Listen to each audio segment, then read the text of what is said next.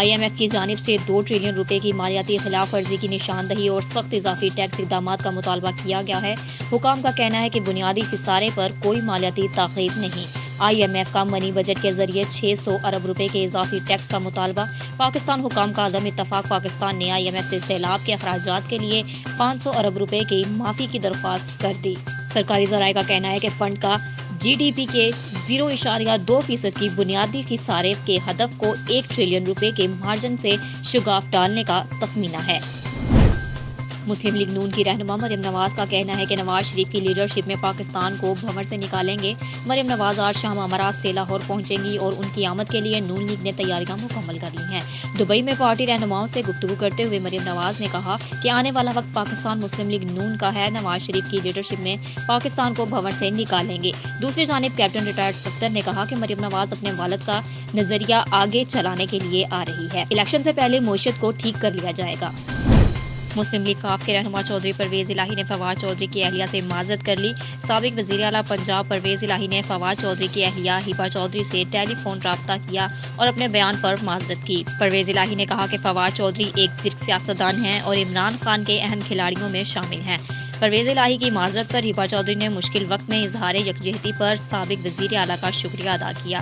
واضح رہے کہ فواد چودھری کی گرفتاری کے بعد پرویز الہی کی ایک آڈیو لیک ہوئی تھی جس میں انہوں نے کہا تھا کہ فواد چودھری کو دیر سے گرفتار کیا گیا، اگر پہلے گرفتار کر لیا جاتا تو ہمارا کام بن جانا تھا۔ انٹیلیجنس ایجنسیز نے بروقت کارروائی کر کے خیبر پختونخوا کو بڑی تباہی سے بچاتے ہوئے خودکش حملوں کا بڑا نیٹ ورک پکڑ لیا۔ انٹیلیجنس ذرائع کا بتانا ہے کہ خودکش حملہ آوروں کے دہشت گرد نیٹ ورک سے افغان موبائل سمز، منشیات اور کرنسی برآمد کی گئی۔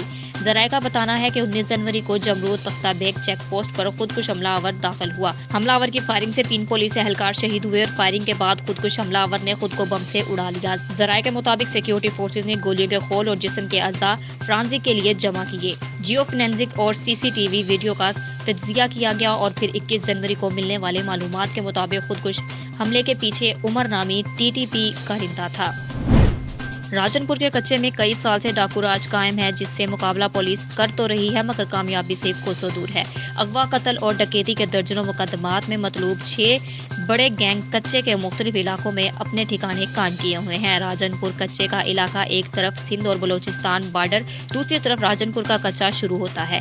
دریائے سندھ کے اندر ڈاکوؤں کے تھانے ہیں جہاں پولیس نے چاروں اطراف ڈاکوؤں کو گھیرے میں لیا ہوا ہے۔ پولیس دریائے سندھ کے اندر ڈاکوؤں کا مقابلہ نہیں کر سکتی۔ پولیس کے پاس ایسی وسائل نہیں ہیں جو پانی کے اندر جا کر ڈاکوؤں کو گرفتار کر سکے۔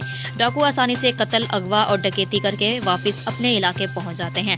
کچے میں پولیس چوکیاں اور مورچے عام مٹی کے بنے ہوئے ہیں، پھر بھی پولیس کے نوجوان کم وسائل پر ڈاکوؤں کا مقابلہ کر رہے ہیں۔ تاہم اب تک 40 پولیس کے نوجوان کچے میں ڈاکوؤں کے خلاف آپریشن میں شہید ہو چکے ہیں اور کئی زخمی ہوئے ہیں۔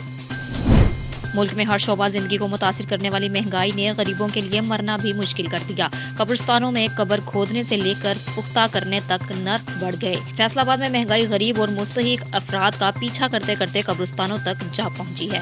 کھدائی، اینٹ، ریت، بجری اور سیمنٹ سمیت ہر چیز کی قیمتوں میں اضافے سے تیار قبر کی لاگت 17 سے 25 ہزار تک پہنچ گئی ہے۔ ایک شہری کا کہنا تھا کہ مہنگائی اتنی ہو گئی ہے کہ غریب آدمی کے لیے مرنا بھی مشکل ہو چکا ہے۔ پرسوں میرے بھانجے کا انتقال ہوا، اس کی قبر بنوانے کے لیے آئے تو 18 ہزار مانگ رہے تھے۔ ہم نے 15 ہزار میں قبر بنوائی اور اب قبر پکی کروانی تھی تو 22 ہزار مانگ رہے تھے، تو بمشکل 18 ہزار میں قبر پکی کروائی ہے۔ خبر شامل کرتے ہیں چشتیاں سے۔ ہمارے نمائندے غلام مرتضیٰ کی رپورٹ کے مطابق سویڈن میں قرآن مجید کی بے حرمتی کرنے والوں کے خلاف پرزور مذمت کرتے ہیں ساجن بھاٹیا، اقلیتی رہنما۔ Municipal committee hall Bahawal Nagar میں اتحاد امت کی طرف سے سیمینار منعقد کیا گیا جس میں تمام مسلک ہر طبقہ فکر اور اقلیتی برادری کی بھرپور شرکت۔ اقلیتی رہنما ساجن بھاٹیا نے سیمینار سے خطاب کرتے ہوئے کہا کہ پاکستان میں بسنے والی تمام اقلیتی سویڈن میں قرآن پاک کی بے حرمتی کرنے پر ہم اقوام متحدہ اور عالمی دنیا سے اس بات کی مانگ کرتے ہیں جس بدبخت شخص نے قرآن پاک کی بے حرمتی کی ہے ایسے شیطانی لوگوں کو سخت سے سخت سزا دی جائے اور جن ملکوں میں ایسے واقعات ہوتے ہیں ان کو بلیک لسٹ میں شامل کرتے ہوئے سخت پابندیاں لگائی جائیں اور ان کی مصنوعات کا بائیکاٹ کیا جائے۔ پاکستان میں بسنے والے تمام اقلیتوں کو اپنی مکمل مذہبی آزادی حاصل ہے اور ہم آپس میں بھائیوں کی طرح رہتے ہیں۔ اس واقعے پر ہم سب کی دل آزاری ہوئی ہے۔ دین اسلام امن بھائی چارے کا درس دیتا ہے۔ مذہبی جماعتوں کے قائدین کے اجلاس میں باہمی اتحاد اور اتفاق پر زور۔